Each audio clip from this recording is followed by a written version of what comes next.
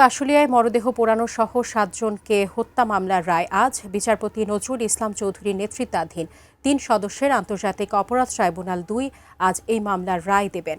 সেখানে রয়েছেন আমাদের সহকর্মী জাবেদ আক্তার। সরাসরি যুক্ত হচ্ছি তার সঙ্গে। জাবেদ, এই মামলার রায় কখন নাগাদ ঘোষণা হতে পারে এবং এই প্রসঙ্গে একটু বিস্তারিত আপনার কাছ থেকে জানতে চাই। বিচারপতি নজরুল ইসলাম চৌধুরীর নেতৃত্বাধীন ৩ সদস্যের আন্তর্জাতিক অপরাধ ট্রাইব্যুনাল ২ আজ আশুলিয়ায় ৫ মরদেহের সঙ্গে জীবিত একজনকে পোড়ানো অর্থাৎ ৬ জনকে পোড়ানো হয়েছিল এবং তার আগে আরও একজনকে হত্যা করা হয়েছিল। এই ৭ জনকে হত্যা মামলার যে রায়, সেই রায় আমরা কিছুক্ষণ আগেই জেনেছি যে 12:30টার সময় এই রায় আদালত তার কার্যক্রম শুরু করবেন। সাধারণত অন্যদিন আমরা দেখি যে 11টার মধ্যেই রায় 11টার মধ্যেই আদালত তার কার্যক্রম শুরু করেন, কিন্তু আজকে আমাদেরকে জানানো হয়েছে যে 12:30টার দিকে তারা আদালত তার কার্যক্রম শুরু করবেন, এরপরেই রায় ঘোষণা করা হবে। এই মামলার একটু আদ্যপান্ত আপনাকে বলি, সেটি হচ্ছে যে এই মামলাতে মোট 16 জন আসামি। সেখানে আছেন আবদুল্লাহিল কাফি, তিনি ঢাকা জেলার সাবেক অতিরিক্ত পুলিশ সুপার। শাহিদুল ইসলাম, তিনি সাভার সার্কেলের অতিরিক্ত পুলিশ সুপার। এছাড়া প্রধান যে আসামি তিনি হচ্ছেন মোহাম্মদ সাইফুল ইসলাম, তিনি স্থানীয় এমপি ছিলেন। এর বাইরে আব্দুল মালেক আছেন, আরাফাত উদ্দিন আছেন, শেখ আফজালুল হক, কামরুল ইসলাম, মুকুল চোকদার। এই মোট ৮ জন হচ্ছে এই মামলায় গ্রেপ্তার আছেন, আর ৮ জন পলাতক আছেন। যারা পলাতক তাদের মধ্যে সাইফুল ইসলাম আছেন, তিনি সাবেক এমপি। সৈয়দ নুরুল ইসলাম, তিনি পুলিশ কর্মকর্তা। মোহাম্মদ আসাদুজ্জামান রিপন, তিনিও পুলিশ কর্মকর্তা। AFM সায়েদ রনি, তিনি সাবেক ওসি আশুলিয়া থানার। মোহাম্মদ মাসুদুর রহমান, নির্মল কুমার দাস, বিশ্বজিৎ শাহ, রনি ভূঁইয়া।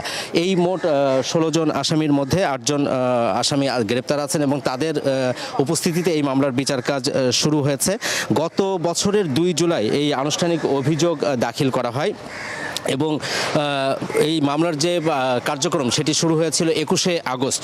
গত বছর 21শে আগস্ট অভিযোগ গঠনের মধ্য দিয়ে এই মামলার বিচার শুরু হয়েছিল এবং একই সাথে এই মামলার যে সাক্ষী, সেখানে মোট 24 জনের সাক্ষ্য নেওয়া হয়েছে। এর মধ্যে ASI আফজালুল হক, তিনি রাজসাক্ষী হিসেবে সাক্ষ্য দিয়েছেন এবং আরেকজন যিনি আরাফা, তিনি ছাপাই সাক্ষী দিয়েছেন। এছাড়া অন্য কেউ আসলে ছাপাই সাক্ষী দেননি। তো সব মিলিয়ে এই মামলায় মোট 24 জনের যে সাক্ষ্য গ্রহণ হয়েছে, তারা যে জবানবন্দি দিয়েছেন আদালতে, সেটি মোট 22 দিনে এই কার্যক্রম শেষ হয়েছে এবং গত 14ই জানুয়ারি এই মামলার যুক্তিতর্ক উপস্থাপন শুরু হয়েছিল। 20 জানুয়ারি শেষে এটি CAV রাখা হয়, অর্থাৎ রায়ের জন্য অপেক্ষমান রাখা হয়। সবশেষ গত 1 ফেব্রুয়ারি আজ রায়ের জন্য দিন ধার্য করেন বিচারপতি নজরুল ইসলাম চৌধুরীর নেতৃত্বাধীন আন্তর্জাতিক অপরাধ ট্রাইব্যুনাল 2। সেই তারই ধারাবাহিকতায় আজ বেলা 12:30টার দিকে রায় ঘোষণা করা হবে। তবে এই রায় ঘোষণা হবে এই মামলার 16 আসামির মধ্যে যে গ্রেপ্তার আছেন 8 জন আসামি এবং এই 8 জনের সবাই পুলিশ কর্মকর্তা, তাদের উপস্থিতিতেই। এবং BTVতে এই রায় অন্য আগের যে 2টি রায় ছিল, শেখ হাসিনার রায় এবং চাংখারপুরের মামলার রায়, তার মতো করে এই রায়টিও সরাসরি সম্প্রচার করা হবে এবং জুলাই গণ অভ্যুত্থানের ঘটনায় এটি ট্রাইব্যুনাল থেকে হবে তৃতীয় কোনো মামলার রায় এবং আন্তর্জাতিক অপরাধ ট্রাইব্যুনাল 2-এর প্রথম কোনো রায় হতে যাচ্ছে আজ। সাজি, আমার কাছে ট্রাইব্যুনাল থেকে এই ছিল সবশেষ।